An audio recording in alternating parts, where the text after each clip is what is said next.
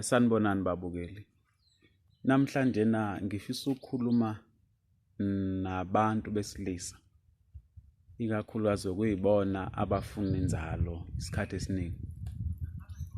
Ukuthi umuntu wakho, umakoti wakwakho noma ingodoso yakwakho isineminyaka ewu-40 kuya phezulu. Bandla kungakuhle ukuthi singabagqilazi abantu besifazane ngey'ngane ey'ningi. Nginokuthi kunento kanje. Uyacabanga ukuthi ingane iqeda isikole isina 18 kuya ku-20 years iqeda nje umatric. So uma ngabe wena njengomuntu wesilisa uzofuna ingane kumuntu wakho eneminyaka ewu-40 noma ewu-45, ngenza isibonelo.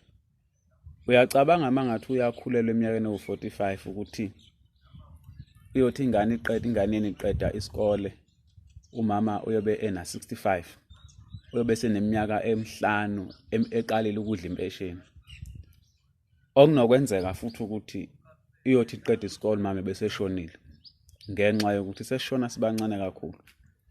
So ukufuna kwakhe ingane, uthi wena ufuna ingane noma umuntu wakwakhe esemdala, uyibeka engcupheni ingane yokuthi ikhule iyintandane. Nawe njengomuntu wesilisa ukwakhe ingane usuneminyaka emingaka, uyibeka engcupheni ukuthi ingane ikhule ingenababa.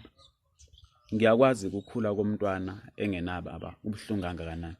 Ngiyakwazi ukukhula komntwana engenamama ukuthi kubuhlungu kangakanani.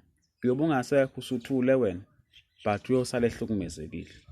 So ngiyacela kuyiseluleko sami lesi engipha sona ukuthi sizame ukubambisana esimene esinjengaleso. Number 2, uma usufuna ukuvala inzalo iyavalwa.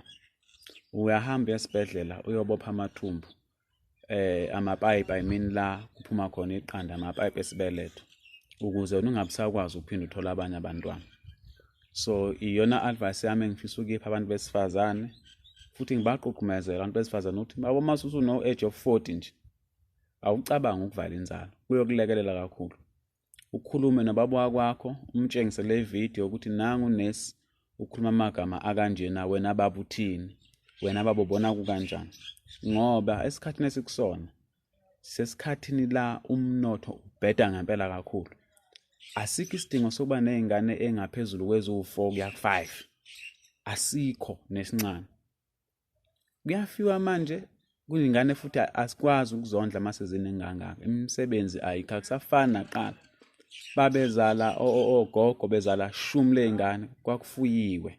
So manje akusafani, isikhathi asisafani. Ngiyacela uma inzalo usubona ukuthi wena abantwana onabo ba right, iyavalwa. Ungahleli nje, vala.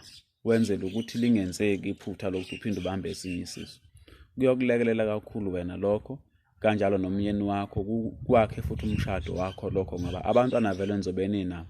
Ningabi naso stress sokuthi nibadala fala benidla imali yenu, nisacabangana nokondlana izingane, nisathengana namaphampasi. Akukho right. Kodwa ke kukwena. Ungawuthatha lo mbono wami usebenzise noma ungawuyeka, kukwena, impilo ngeyakho. Just ukuthi nje mina ngikuvulela elinye ipage mhlambe ubungeke ulicabange wena. Ngiyabonga ukuthi ubuke le video.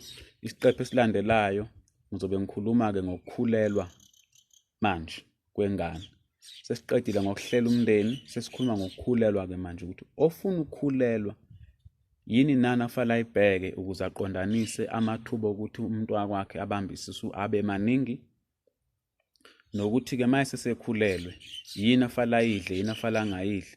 Ikakhulukazi ngizobe ngithinta kakhulu indaba zehlambezo ne. Uthola ukuthi mase ekhulelwe uxisha ihlambezo, sinini la sisiphuza khona, nini la singasiphuzi khona, sisizaphi, kuphi la singasizi khona. Ulalele nje ivideo yami elandelayo ngizobe ngikhuluma ngazo zonke lezo zinto ukuthi mase umuntu asabambe isisu silindeleni kuyena, ukuze umuntu angangitsheni ukuthi uphunyelwe isisu, angangitsheni umuntu ukuthi ingane seyishonile eswini.